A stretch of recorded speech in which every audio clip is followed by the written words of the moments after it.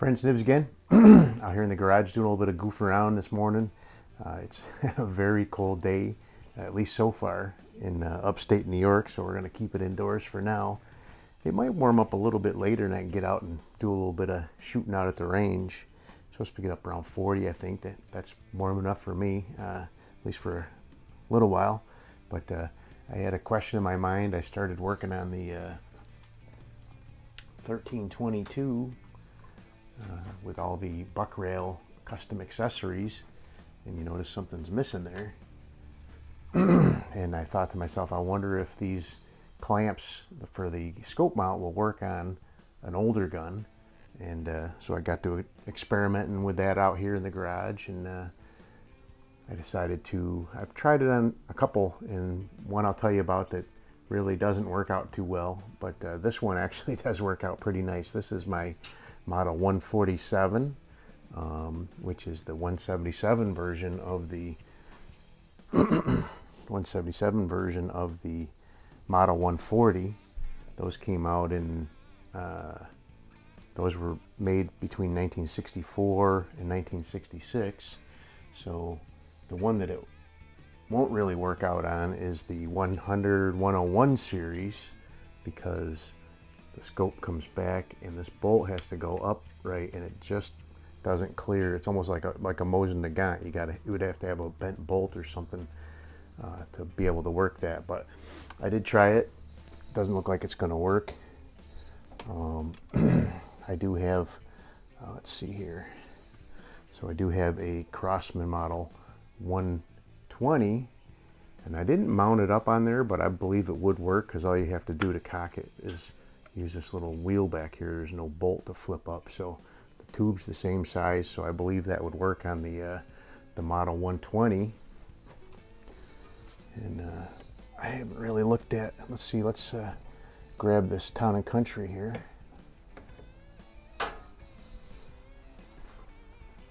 So the Town and Country, you don't have to flip the bolt up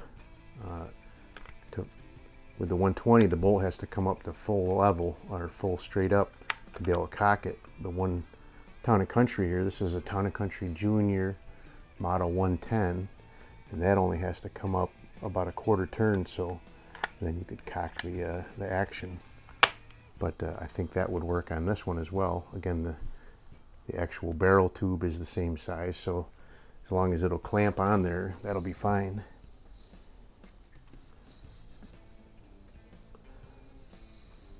So then the last one, I don't know why you would want to use it on here, but the Crosman 760s also have a similar size tube, but they all come with scope grooves on the receiver, so you can mount a scope anyway. So, but let's get back to the 147. So we have what obviously those don't look period correct, but if you wanted to mount a scope on a gun like this, this is an option. I don't know if there's any other options out there. I really haven't researched it, but I did mount a Bushnell Scope Chief, which is actually a little bit older scope than the gun actually is. These came out in 1952, and so it's a pretty cool old scope, very clear, and we'll take a couple shots with it and see how I can do. I need to turn my downrange camera on. Gray hair's kicking in again, and I forgot to turn it on. Stand by. Alrighty, so I did do a little bit of zeroing with it, and got to use my mid-10 laser bore sighter, the magnetic kind. It just, as long as you got a steel barrel, it sticks right on the end there, and you can, and it got me real close. It was a little high. I was shooting a little high when I first, which I found that's the case with this guy, at least across the garage here. But it does get you right on paper, and the windage is perfect. Everyone that I've worked with that tool, the windage has been perfect, but the elevation's just been a little bit high, and you got to come down just a couple of clicks.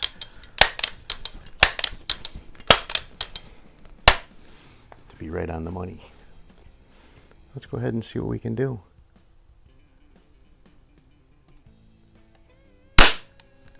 Oop, I was bobbling around a little bit, but not too bad.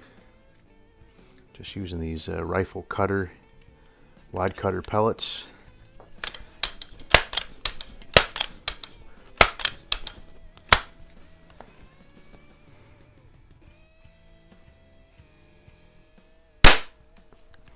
Well, maybe I wasn't bobbling. Maybe my point impact just shifted a little bit.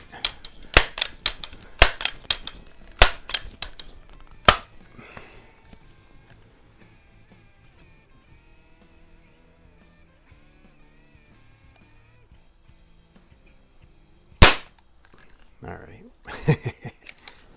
It's doing good though, doing good.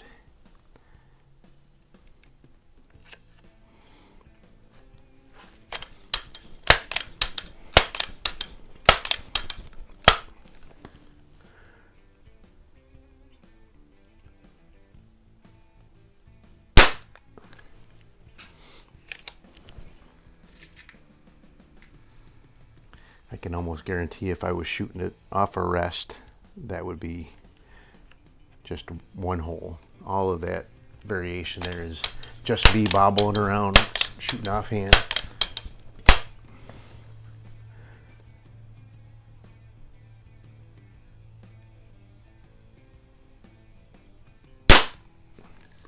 Not bad, not bad at all. So there you go. That's if you ever had a question of whether you could mount a scope on one of your old Crosman pump ups, imagine this would work with some of the CO2 guns they have as well. I don't know why it wouldn't. But there you go. The Crosman 147 worked just as well on the 140. And I did actually, just to prove it as well, I used Weaver mount rings on this particular one, where on the 1377 I was using rimfire rings, and they all fit on these mounts equally as well. So that's a pretty ingenious little design right there. So go ahead and check out Buck Rail custom airgun accessories in the description below. Down below my Amazon storefront link, you'll find links to his YouTube channel and to his website, and that's where you can order these parts. So anyway, hope you liked the video. Till next time, have a great day.